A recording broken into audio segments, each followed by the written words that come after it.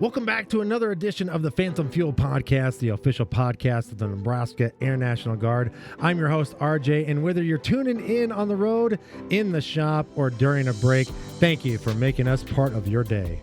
In this episode, we're taking a deep breath. Literally. Stress affects all of us, whether you're in uniform or not, and today we're talking about practical, relatable strategies for managing that stress. I sat down with Colonel Hollist from our Wing Chaplain office for an open and informative conversation you won't want to miss. We also have big updates from around the base, including interviews from our recent open hangar event and a quick safety message from preventing DUIs and preventing our wingmen. Let's get into it. First up, I got a chance to sit down with Colonel Hollist and talking about stress. So take that deep breath we talked about, and here we go.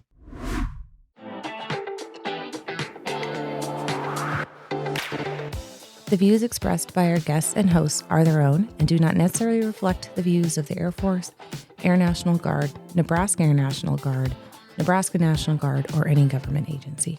All right, y'all, thank you so much for joining us in the Phantom Fuel podcast. We got to sit down and talk to Lieutenant Colonel Hollist. He's a traditional guardsman, licensed marriage family therapist, and a former president of the Nebraska Marriage and Family Therapist Association. So I'm a chaplain in the 155th and really glad to be here.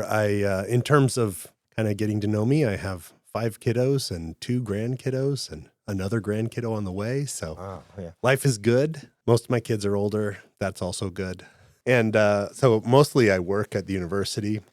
I'm a professor of family therapy and family studies. My area, and this is part of how I got into the Guard, my area of research is on trauma. And I have a brother who was in a special operations unit in the 160th in the Army, the Night Stalkers, and went through some really tough stuff. And, you know, I was sitting back at the university studying trauma, and mostly I teach students becoming therapists how to work with trauma and stuff like that. And it just kind of dawned on me like, hey, I spend my life doing this, and I have a brother who's in the military, and there's a lot of people that go through really difficult things in the military. And so I started looking at like, how can I help out? How can I do some stuff with the military? And one thing led to another, and I ended up becoming a chaplain. And part of it is because when I was looking into working with people in the military, one of the things that I found out was that chaplains of all the kind of service and support providers, they have this confidential communication that most entities in the med group and stuff, they have this struggle with what can I keep confidential and what has to be reported to commanders. And so as kind of an investment for me in seeing the value of mental health conversations and people's having difficult conversations, having that be kind of confidential is really important. And so the chaplaincy was a good fit. And so I'm the head of a congregation. My church has lay leadership, so we all have other jobs. So I work for the university full time, and I lead the congregation on the side. And you do the guard stuff too. Yeah. So, and then I don't want to like age you by any means. You did say grandchildren, so that's all your fault for saying that. But how old were you when you got in the Guard, and why did you decide that the Guard and the military life was a style that you wanted to pursue? Yeah, that's a really good question, because I was 34 when I got in the Guard. So I went to officer training with a bunch of 20-year-olds, and here I am, this 34-year-old, this old bald guy. So I wasn't a kind of traditional come out of high school and join the military. And in fact, I didn't really, I have a grandfather that served, but I don't have any other family members that served except for my brother. Mm-hmm. And then when he joined and I saw what was going on, I was like, I want to be part of this. So that's why I started. And then helping people as you've been in since then, is that like the main reason why you stay in, or is there other reasons that have inspired you to stay active and stay within the Guard as time goes on? I think a lot of it is, I think there's probably 3 things. There's the tremendous satisfaction I get by helping and working with people. And that's a powerful thing. I think the other thing that I get is the association with people who believe in something bigger than themselves, who are willing to sacrifice for something bigger than themselves. And the military is just full of people who are willing to step up and do hard things because of the principle behind it. And I love being a part of that organization. So that's a piece of it too. And then I think the final piece, and I will try to condense this story, but part of what I do for the university is international mental health research. And so that's taken me to a lot of different places. And I was in China once and doing some research. This has been probably 20 years ago. I was doing some research and a meeting in China. And after the meeting got over, one of the professors from the China university kind of came up to another professor and I and said, in this kind of hushed, discreet tone, she said, hey, do you guys want to meet some Christian Chinese people? And I was like, okay, Sure. in this kind of weirdly semi-clandestine thing, she's like, meet me in the lobby of the hotel at 7:45. So the two of us kind of looked at each other like, are we going to get thrown in jail? Yeah, This was before I was in the military, so I had no clue what I was doing. So then we meet her down there, and we're in kind of plain clothes, and she throws us in a car, and we drive who knows where, and we meet this family. And they're really kind of nervous, and it's kind of awkward. And we go in there, have a pretty small home. And anyway, long story short, we sit down and they kind of finally seem kind of calm. And on one wall is, and this isn't abnormal in a lot of countries, they have like a big quilt that's kind of hanging. It's not really a quilt, but it's like a tapestry that hangs on the wall, right? And so then at one point in the conversation, she goes and she pulls the tapestry aside, and they had all this kind of Christian memorabilia on the wall. Like a way to protect it. Hidden like so behind it. Yes, Oh, wow. hidden in the tapestry. I was like, wow, this is amazing. Anyway, one of the things that it solidified for me now as we shift. So I joined in the time of War on Terror. Mm-hmm.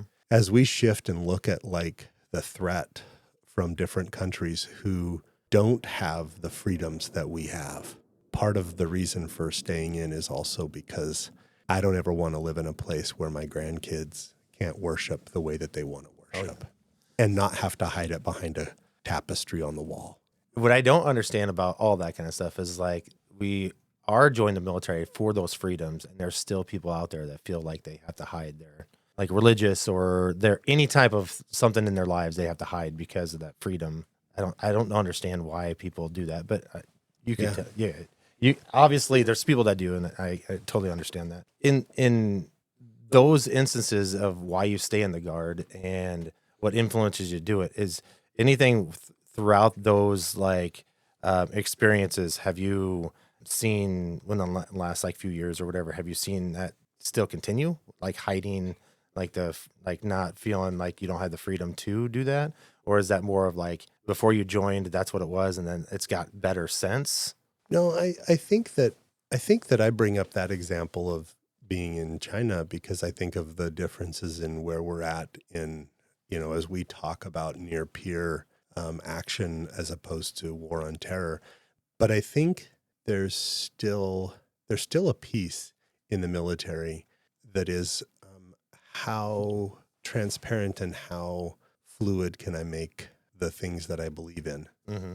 I think that there's lots of reasons for that, right? Yeah. And I know that we'll get into kind of spirituality and religion and stuff like that a little later, I think. And I think that that's important, but I don't think it's just spirituality. Yeah. I also think we have a no-fail mission mentality.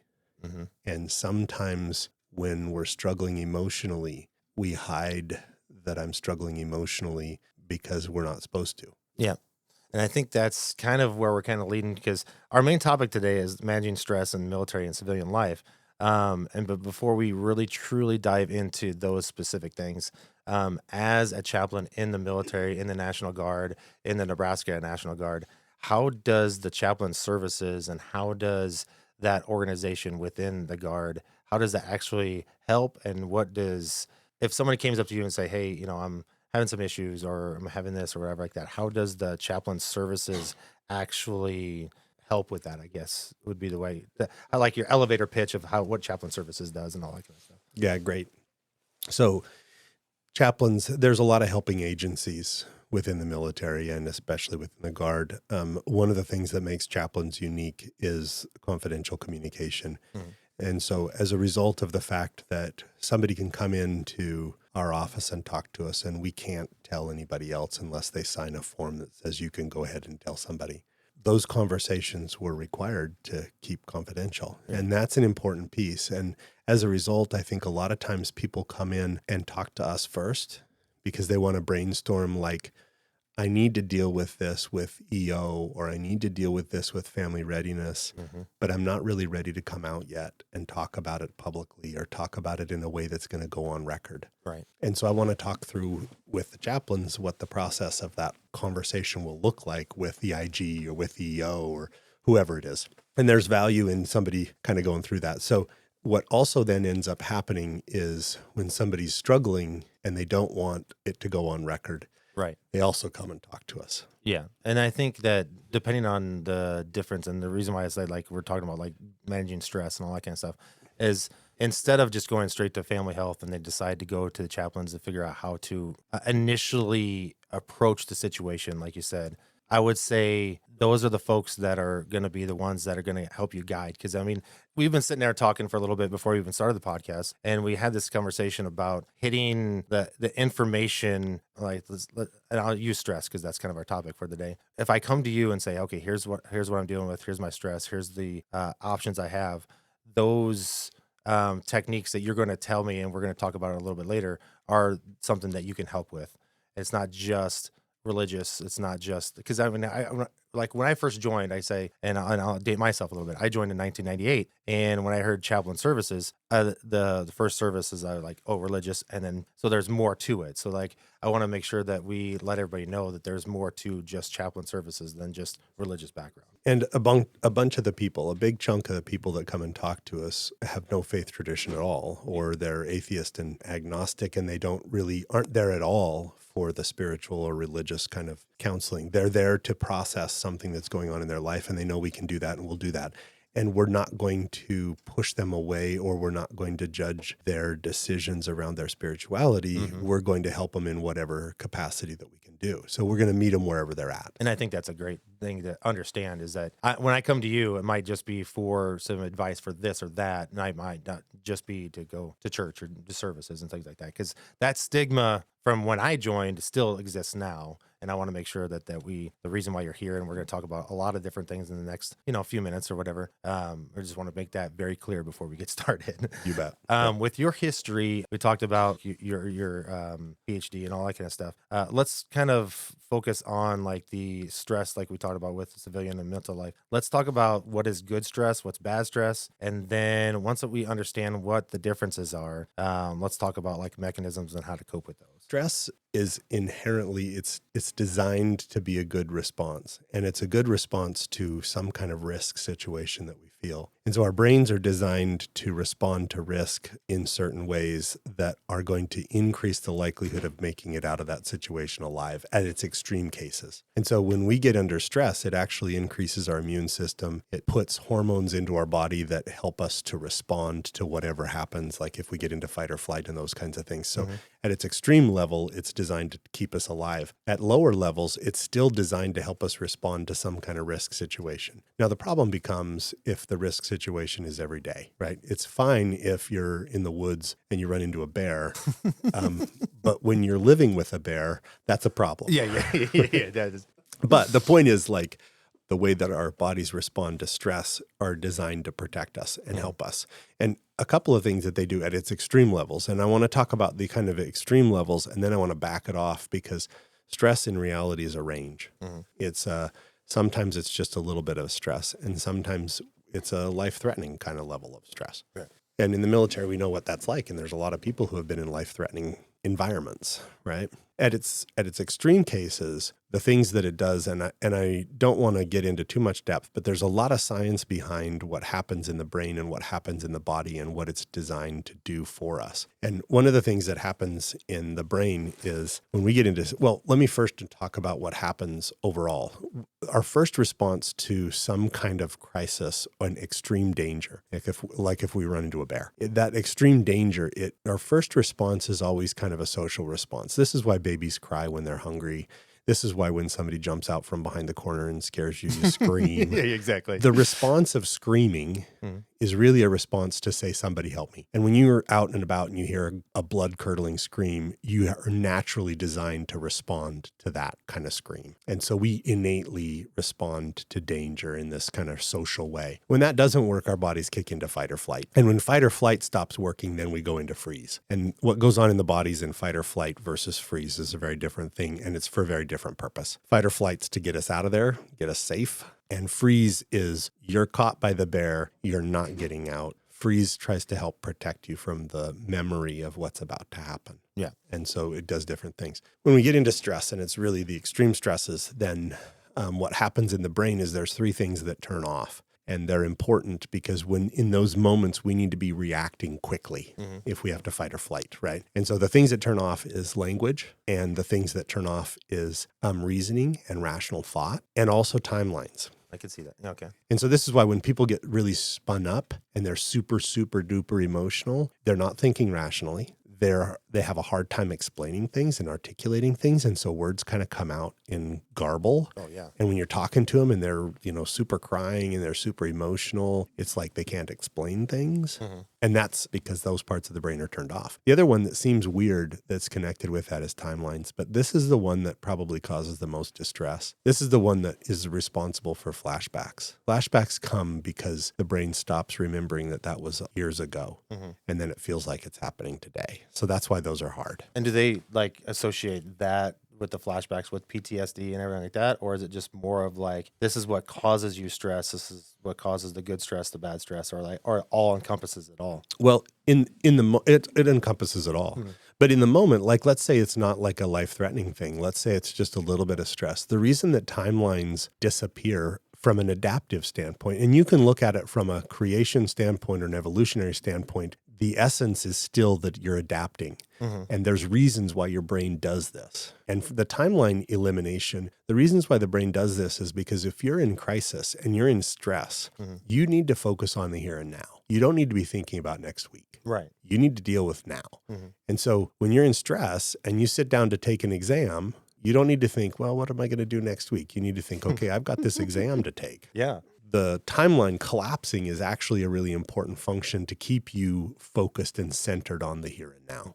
So it's a valuable function there. The same thing with the language and the other things. It's you don't need to overthink things if you're in fight or flight mode. You need to fight and get out. So let's take in a simple example, like you were talking about the bear, or say I walk down the street and there's a hole in the street and I notice the hole is there and I'm just going to walk around it a couple times and blah, blah, blah. It's not going to say something that's stuck in my head. But the day that I trip on that hole and hit it, I'm going to be aware every single day that as I'm walking down the street, I might trip a hole or fall in a hole or something like that. Taking that example and taking that notification, that's not necessarily bad stress. Because you're protecting yourself. If you're dwelling on it so much that you're trying to not think about other things, that's when that good stress or something like that can turn into something bad. Right. How do we cope, or how do we change that aspect to, now I'm too busy worrying about this hole and I can't walk down the street, versus, I can walk down the street and not worry about this previous history? I think that there's a conscious part of it, right? There's an intentionality that happens. And so maybe another example that happens a lot is somebody has a really difficult circumstance with their boss at work. Yep. And it really triggers them and they feel really afraid to lose their job. Then they get past it and they figure out how to resolve the concerns that their boss had. They figure out how to change their performance so it meets the expectations, et cetera, et cetera. But there might still be stuck in their brain and their response whenever their boss comes around a little bit of panic. They need to be able to say, I need to get rid of this because it's affecting my work. Right. There's that we have these responses, but what's the mechanism? Right? I think one of the things, there's 2 mechanisms that I want to talk about that I think people have to adapt to themselves. One of them is that if you look at what goes on in the brain when we're stressed, when we're not thinking clearly, when we don't speak very clearly, and timelines. If you're really stressed out, you're really upset, and you tell somebody you need to think rationally, it usually doesn't go well. No, it does not. Yeah. I think that happened to me last night, to be honest with you. But I totally understand that. Telling somebody to think clearly, it's not good for not good for your physical health or their mental health. No. I'm not in a place to accept that statement. Yes. No. But talk to them and the language. So the point of entry for the brain stuff is language. Talking, journaling, all kinds of writing, any kind of communicating or listening to communication. And so this is fundamentally why I have a job as a therapist, is because there's value in somebody coming and sitting down and telling me their story. Yeah. There's value in us telling other people our story and talking through it. And so forcing ourselves to talk about stuff and to tell the story of why we're triggered actually takes away the trigger. And so something that people can do is they can journal themselves, they can talk to somebody else. And even if they're like, well, I've already told somebody the story, sometimes you have to tell the story multiple times before it loses its power. Yeah, because the reaction that you got from the original person you told might not have been the reaction that you needed to help through it as well. Absolutely. And I've noticed that as well, and like sitting down with a conversation where just spitting out this information, like you said, like, hey, the response might not have been the response you needed, and the person doesn't understand what response to give, because they've never been through it either. So in this instance, and like I said, we were talking about mechanisms and coping and talking about life stress and family and stuff like that. I don't want to truly focus too much on the military stress of it or the family stress of it. I want to I would say encompass it both, because what you're going through military, whatever job you're doing or whatever you're going through, civilian wise too, now it not just affects you, it affects the family, affects the significant other, whoever you're with. So now in this instance, like we're talking about mechanisms and how do you talk to somebody, is there any specific techniques that you're talking about that could help in those situations that you just kind of brought up? Yeah. And again, I think if you're a family member, sometimes there's a perception that, oh, I've already told you this story. And then you have to tell your family member, it's okay, tell me again. Because when they talk, what happens is when they talk, the part of the brain that also engages the reasoning comes back online. The part that engages the timelines to remember that this is back when I was deployed, or this is back in my previous job, or this was back when I first started my job, or whatever the case may be.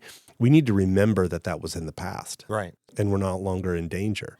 And so I think one of the things as a family member that you can look at is keep them talking. And even if they're a dude and don't want to talk, keep them talking. Yeah, I was going to say, because the stigma of not talking, sometimes I said it once and the story was like 2 minutes. I got the information out that I wanted to get out. But then like next time you talk about it, you're talking about it maybe like 20 minutes, 25 minutes. Right. And you're releasing those extra details that you didn't realize you had before. And I think that's a good one to understand. Like you said, keep talking. And I think we understand this from kind of a visceral level too, right? Like, have you ever told a story that seems really hilarious, and then the more you tell it, it's less and less hilarious? Yeah. Right? Yeah. And it's because the emotionality, the more we tell a story, the emotionality decreases and the logic comes into play and takes over. And so as somebody tells that story, the first time it's emotional and difficult, and the second time it's less so and less so and less so and less so. So they need to keep telling the story, the same story. Yeah. They need to tell it over and over again until it doesn't have any power. Right. And telling is what takes away the power. And you can't be the significant other that, oh, I've heard it 2 or 3 times, so I know what you're saying already. Yeah. Yeah. You can't. Nor say things like, oh my gosh, we're gonna talk through this again. Like, yes, you're right. We're gonna talk through this again until it has no more power. I think it's more of like, it's obvious that I need to talk about it because I'm bringing it up again. Yeah. Like, and if you already like forgot about it, it doesn't bother you. But if you're bringing it up over and over again, something's there. Right. And you need to get it out. Exactly. Yeah. And we're talking about like changing that. And you said something about like stigma with like, hey, I don't want to talk about it, or I do just a little bit, and kind of leaving it that way. I just kind of want to push a little bit on the stigma and how to change that and understand for those that are out there listening, if you're afraid to talk about it, I've brought up in a relationship where like my father never talked about it, and now I don't talk about it. And I've been through a lot of conversations about breaking that cycle on, what you were taught, what you are now, and things have changed.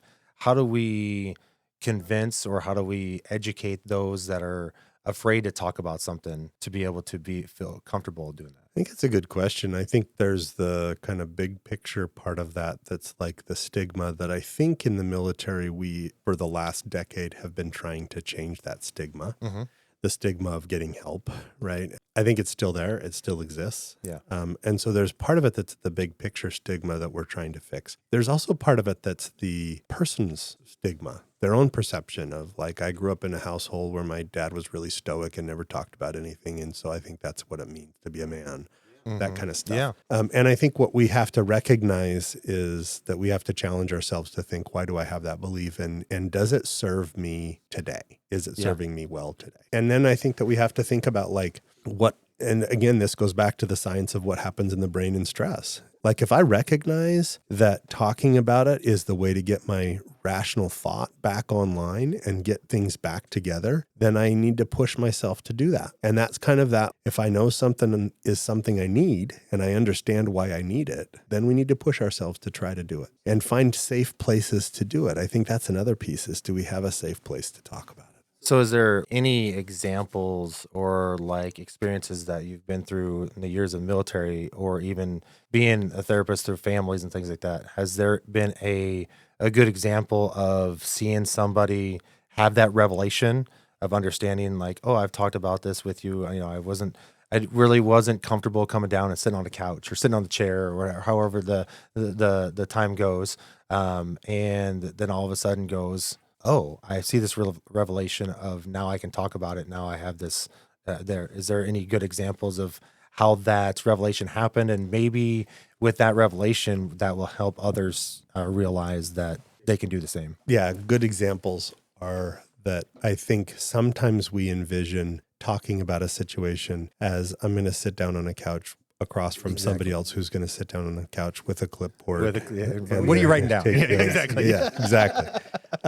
And I think, and we talked about deployment before, and while deployed, I spent a lot of time talking while we walked around base. I was just going to say that. Yeah. And movement while we're trying to talk about stressful things is powerful.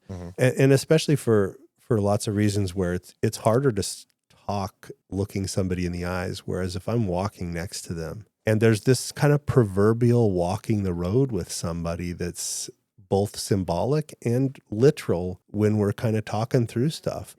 And so I think a lot of really good happens when people move and talk at the same time. Talking and going on walks is really powerful. And I've seen a lot of help where people will come in and they're like, I really want to talk, but I don't know that I can. And so I'll just say, oh, let's go for a walk. Yeah. Boy, they start talking and walking, and the movement and the body movement allows some of that energy to come out. It's really powerful. Yeah, because if I remember a good example when I was a kid, I think that, again, we go back to like being taught as a parent not wanting to do something, and then I'm not doing something because of that stigma.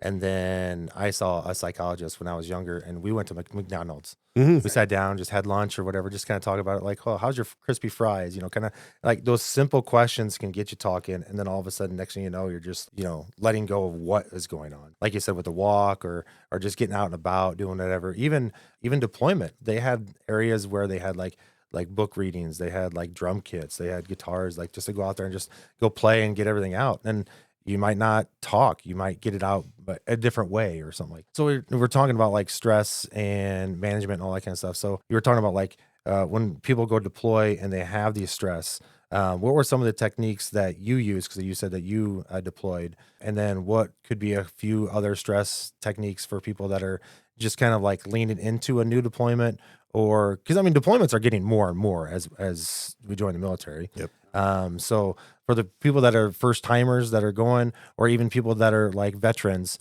still might have some time. So is there any great techniques that you've used, and then possibly maybe suggestions of those that are getting set up for their first deployment? That's a good question. I'll tie it into the other half of what happens when we get stressed. So one of the things is that part of our brain that thinks clearly starts to decrease in function. The other thing that happens inside of our bodies when we're really stressed and when we're really in fight or flight, things like our pupils dilate huge because we need to take in as much information as we can. The easiest one is our heart and our lungs speed up, right? And so when you're deployed, if you're in a place that has any kind of level of risk, you're going to operate with a certain amount of adrenaline in your system all the time. And then that speeds up your heart rate. And I don't think that even if you're not in a place that feels like you're in risk, when you're deployed, if you're in a combat zone, regardless of how much you see risk or not, it's still there. Because you're away from family, you're away from all that kind of stuff. So the lifestyle and the culture change dramatically. It doesn't matter if you're getting shot at or whatever like that. Those are kind of things. Yeah. No, and that's not even the only risk, right? Yeah. There's lots of risks. Yeah.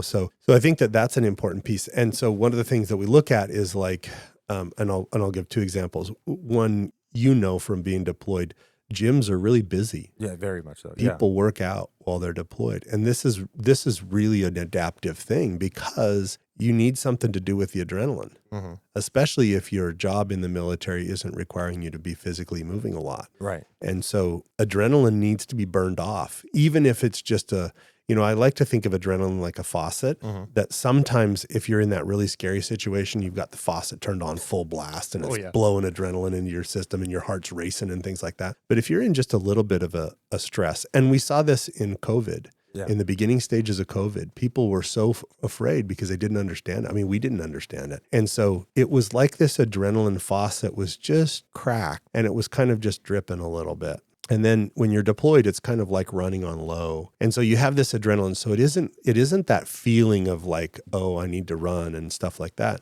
But the reality is that there's adrenaline in your system more than it normally would be because of the stress that you're feeling. And this could be work stress too. It doesn't have to be deployment. But when we have that little bit of stress, we got to burn it off somehow. And so working out is a good way to burn it off. I think another thing that's important is that people, if they recognize that their heart is racing or that they're breathing heavier than normal, or that they have signs of, just not being able to calm down, they feel anxious and stressed and things like that.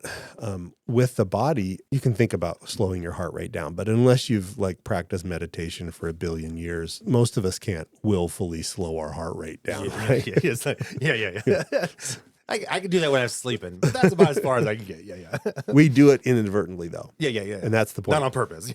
Yeah. What we do though is you can control your breathing. And when you control your breathing, your heart rate will follow. And so this is why people do all these breathing exercises. It makes me crazy as a therapist that I see so many people who are taught breathing exercises, but they're never taught why. Yeah, no. And the reason is because of the autonomic nervous system, all of the parts of our body that we don't have to think about. Breathing is the only one that we can consciously control when we want to. Right. We don't have to. We don't have to think about breathing. But if we want to think about breathing, we can control it. And it's the only part of that system that we can really control when we want to, which is why we teach breathing techniques, because then it has an effect on the other systems that slows everything down. The other part of breathing that's important is when you think about and I don't want to go too much into this, but in breaths or taking breath in actually speeds our heart rate up and breathing out slows it down. This is why if you're shooting a free throw, you take a long, slow breath out and then that's to kind of slow things down so you can shoot a good free throw. So you'll see people do this naturally, right? Well, if you're trying to slow yourself down, if you're trying to calm yourself down, you need to spend more time breathing out than breathing in. So there's all these breathing techniques that for me just amount to being purposeful about your breathing.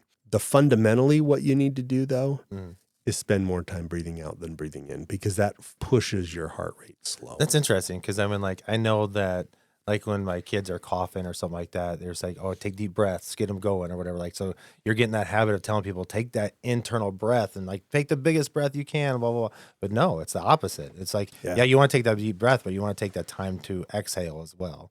Right. Just light bulb moment for a minute. Right. Yeah. But you think about it, if you do other sports, before you run a race, you take some big, massive, deep breaths because that speeds things up. Yeah. It gives you that oxygen, gets you all that. Yeah. No, And the out breath is what actually slows us down. So this is heart rate variability, and there's a lot of good research on heart rate variability that the out breath actually slows the rate of your heart down, whereas the in breath kind of speeds it up because it's bringing oxygen in, right? When you're breathing in. Yeah, it does. Yeah. And so it's just really what I try to teach people is just be purposeful about spending more time breathing out and just practice that. Now with the to go back to the travels that you've done, and you said that you've been to different places while you're deployed and you came back, and then to dump that adrenaline, you went into the gym and did everything for that. For those that are out there that are understanding, because there's a difference between Army, Air Force, different bases, they offer different things, all that kind of stuff. I've been lucky enough, I've been deployed 3 times. There've been a lot of things that have been offered to me to help release that adrenaline rush that, like you say. Understand that if you're not a gym person, understand there's walk-in, they do 5Ks. Some Air Force base, you're lucky to have a pool, all that kind of stuff. Then there's also in education, there's the libraries, you can take classes, it's that coping mechanism could be put yourself into that position where something can't actually help you. You'll know it when it's helping, I should say. And I think the key is everyone knows themselves best. So what is it that physically you enjoy doing that lets you get physical energy out? So that's an important thing. And then what is it that mentally you enjoy doing that engages your mind in something that's not stressful? Yeah. Pick something, and it isn't critical that it look like a certain thing. Yep. I did know somebody when we were in Kuwait that loved to sunbathe. They would just like put music on and just like zone out and like just, nope, this is my hour of nothingness. Yeah. And I was just like, and that could be the breathing, that could be all that kind of stuff in that instance, and just, you know, feel good about yourself at the end of the day and get that sun rays and things like that. So there's a lot of things that you can do for that. In those type of techniques and those kind of things that you're doing, how have you seen, like after you teach somebody or like help somebody through the techniques, how have you seen that change them? And then how does that change like the culture of not just the military? People say, you know, they throw the word culture out there, but change the culture in the military, but also change the culture at home, because those things have affectability of those changes. I think knowledge is power. Yeah, for sure. And when we're having a reaction to something, if we're afraid of the reaction that we have because we don't understand it, it makes it so much more scary. And so I think one of the things that when I teach these things, and this is as much when I teach it to the students at the university, it's amazing how many times I talked about this stuff and they're like, oh, this is why I panic when I take a test. And it's like, oh, I can understand that and I can walk myself through it, right? And in the military, it's the same thing. It's like when a family member understands that their dad or their partner has come back from a deployment and they get triggered by something and they start to breathe heavy and they start to not speak clearly and they start to kind of panic about whether they're back in combat. If the family panics and is afraid of that reaction, it makes it 10 times worse. Oh, yeah. So instead of going through like moments that decrease the triggering effect, it increases the triggering effect. Whereas if families understand, like when they come back, they're going to have these moments and it's okay. It doesn't mean that they're broken. It doesn't mean that there's something wrong with them. It means that the part of their brain that wants to protect them from the danger still thinks there might be danger, and so it's still trying to do its job.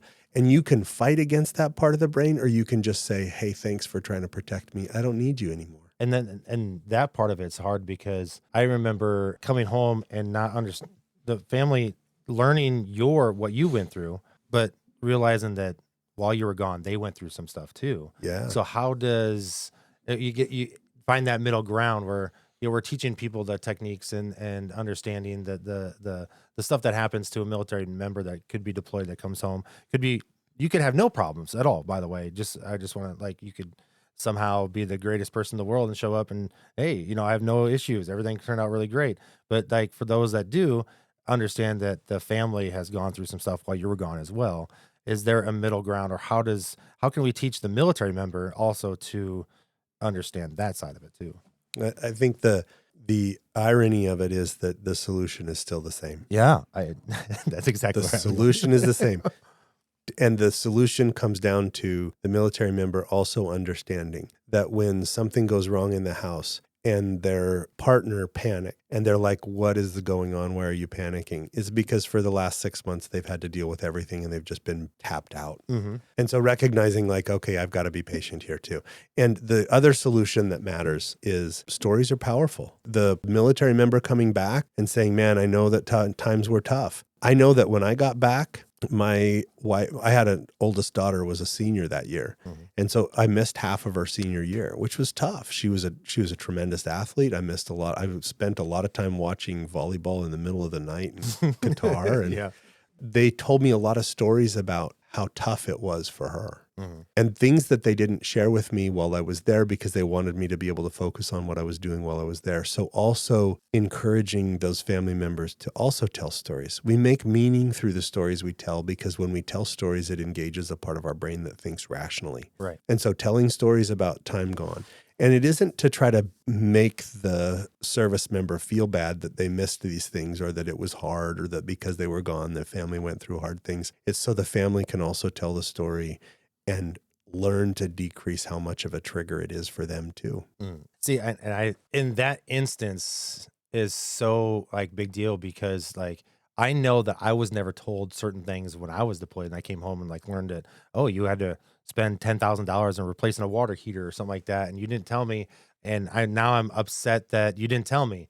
But then realizing that, as they tell the story is like, hey, this is what happened. This is why we didn't tell you and all that kind of stuff. Being open to receive that information is the other thing too. If you're telling the stories, you're not willing to receive it. We kind of talked about this a little bit earlier, but like if you're not willing to listen or receive it, then you're kind of in that instance where you're already shutting down that story as well. Yeah. The best time for stories is dinner. I agree. Yeah. And so creating a space where people say, okay, put down your cell phones. We're not taking our cell phones to dinner. And we're just going to sit around and tell stories. And then the way to start is to kind of tell like, hey, Mom, tell us a funny story about when you were deployed. Hey, Dad, tell us a funny story about when Mom was deployed and you had to deal with mom things. Yeah, exactly. Yeah.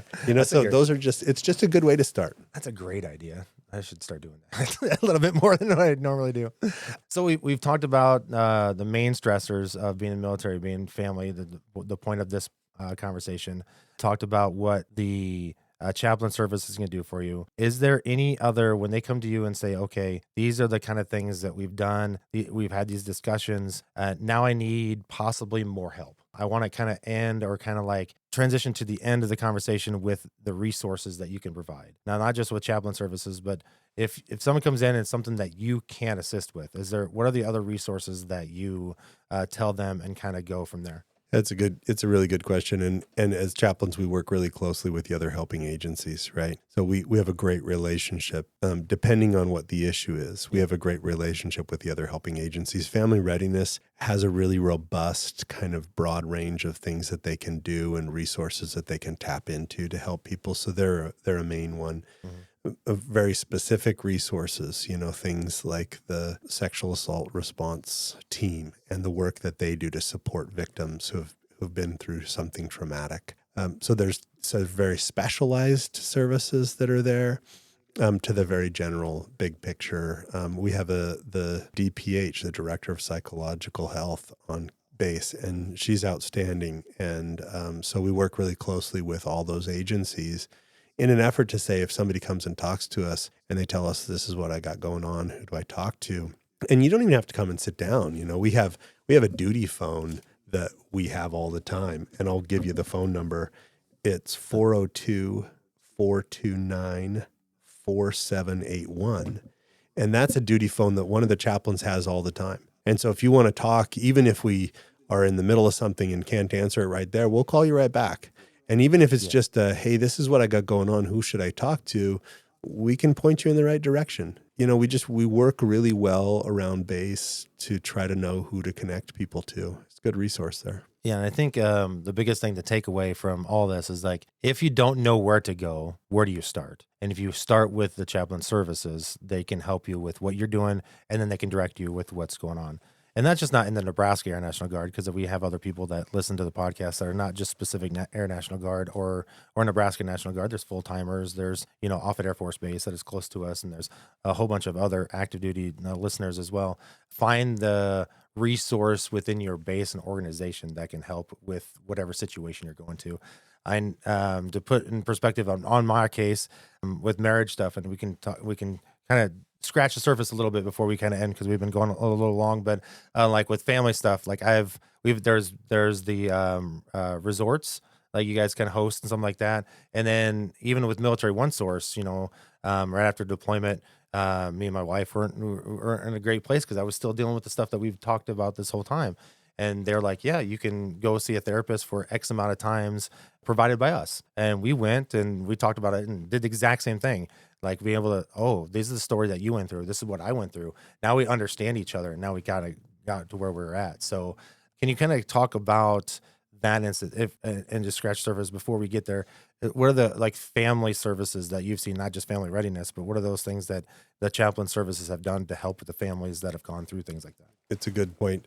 So there is the on-base resources, but there's a lot of community resources, and there's a lot of therapists and community agencies out there that love to provide support to service members. Active duty, Guard, Reserve, they like to serve and take care of the people who've served in the military. And there's a lot of people who are former members of the military who then go on to become therapists, and they do great work because they've been there, done that.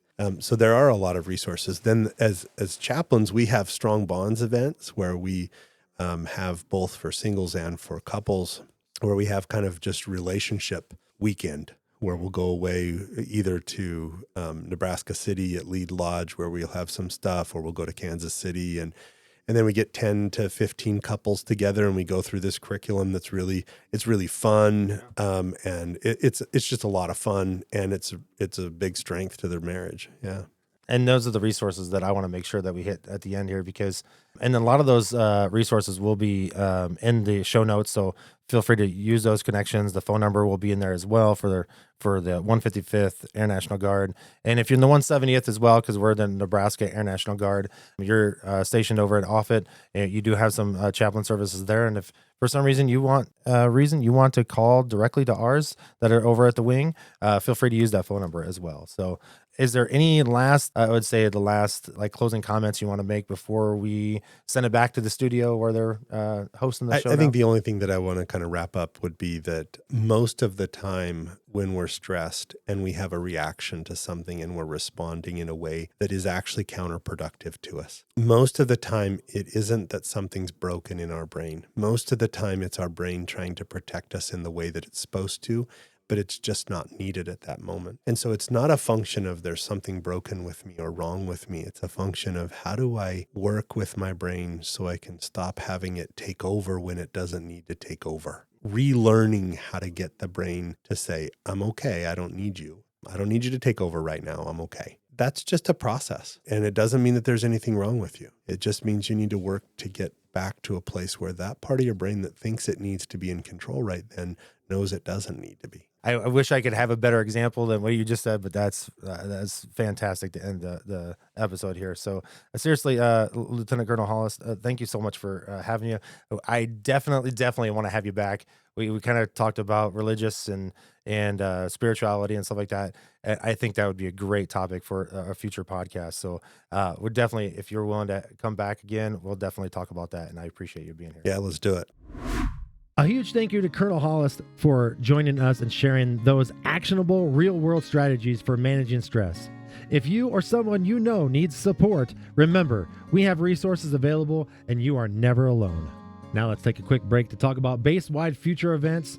We're coming up with the CRE. Yep, that's CRE. It's going to be a busy month for the 155th, and I know you're ready. Let's talk about some base events that you've seen around the base with QR codes. So scan one of those to register for these upcoming opportunities. First one's up, Creative Connection, Creative Arts Experience, Saturday, June 21st at 7 p.m. We also have a Father's Day Blend, Saturday, June 14th at 9 a.m. in the JFHQ Atrium, and Operation Adventure Kids Camp, June 11th through the 13th for kids ages 5 to 12. And just another quick reminder, the FSS is still working to reschedule the 5K event. Once confirmed, and on that date, we'll share it right here on this podcast. Now let's talk about a few base updates that we did just recently, and we had an action-packed month across the state. Recently, 18 Army National Guard soldiers and 4 Czech Republic soldiers competed in the 4-day 2025 State Warrior Competition at Greenleaf Training Site and Camp Ashland. Meanwhile, the 155th Chiefs Council hosted the annual retiree breakfast, recognizing our legacy, connections, and enduring gratitude to those who came before us. On May 4th, the force was strong in Lincoln as the city hosted its 2025 marathon and half marathon, a galactic effort on the beloved Star Wars holiday with almost 9,000 runners joining the ranks. We want to send a hyperspace-sized thank you to everyone who participated or volunteered, and a special salute to the military members who trained and ran. Your dedication to physical fitness and perseverance is truly Jedi-worthy. Your strength reminded us all that the Force runs deep in the heart of the Guard. We also had an incredible opportunity to host our annual open hangar event right here at Lincoln Air Base on April 17th. More than 300 high school students came to explore over 60 different career paths with the Air National Guard and civilian partners. There were interactive demos with the EOD team, tours of the KC-135 Stratotanker, and conversations with colleges, tech schools, and community employers. I had a chance to chat with some of the attendees. Here's a quick segment for those conversations. Welcome to the Air National Guard. We're actually here doing the open hangar, and we're here with one of the folks. Go ahead and state your name and let us know what you're doing and why you're here. Hi, I'm Emmett Sheehan, and I'm here to learn a little more about the National Guard. What have you officially learned as you're walking around? I learned that there's a lot of job opportunities out there to go and do between maintenance and medical.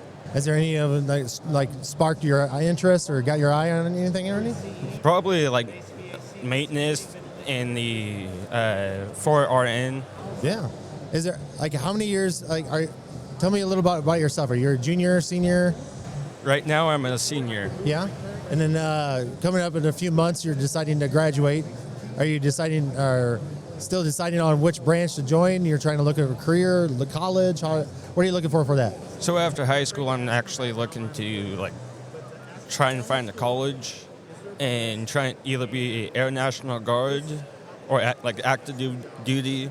As you're walking around and you're talking to people for college and stuff like that, have you learned anything about what the National Guard gives you for college? I have a little bit. You know that if you join the Air National Guard in Nebraska, you get 100% tuition, and you also get paid while you're going to the Guard, while you're doing drills, all that kind of stuff. So you get paid to go to the trade that you decided to. You get paid to go to college, and you get paid while you have drill. Is there anything that you could tell anybody about yourself that maybe somebody else doesn't know?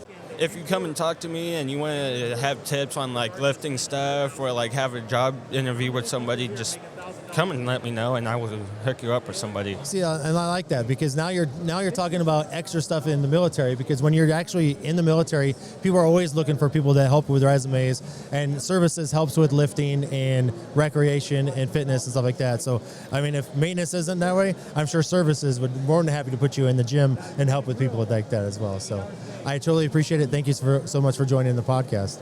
Me too. All right, have a good one. Thank you so much. My name is Jessica Headley. So let me ask you a question, to get to know you a little bit more. Are you in high school? Are you in college? What are you doing? I'm in high school. Right now. And what grade are you in? Junior. As you're walking around, and I noticed that you're in a uniform. Can you explain what you're in the uniform for, and how'd you join the ROTC?